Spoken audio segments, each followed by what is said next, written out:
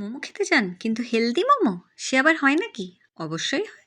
এই দেখুন, বাঁধাকপির পাতাগুলো এরম বড়, বড় করে কেটে নেবেন। নিয়ে সুন্দর করে ব্লাঞ্চ করে নেবেন গরম জলে।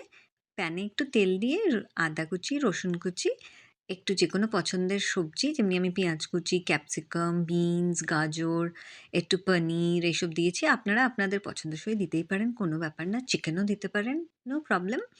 নুন, গোলমরিচ, চিলি ফ্লেক্স দিয়ে সুন্দর করে নেড়েচেড়ে একটু ডার্ক সয়া সস, একটু ভিনেগার। এটা না হলে তো ফ্লেভারটাই আসে না, তাই না?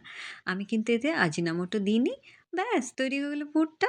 এবার ওই ব্লাঞ্চ করে রেখে দেওয়া পাতাগুলোর মধ্যে যতটা ইচ্ছে ভরপুর পুর ভরে ওটাকে ফোল্ড করে একটা টুথপিকের সাহায্যে মোমো শেপে ব্যাস গড়ে এপিঠ ওপিঠ অল্প তেল দিয়ে ভেজে তুলে নিন। এক্স্যাক্টলি মোমোর মতনই লাগবে। কিন্তু একটু ডিফারেন্ট লাগবে। আর সাথে পছন্দের সস নিয়ে নেবেন। টাটা!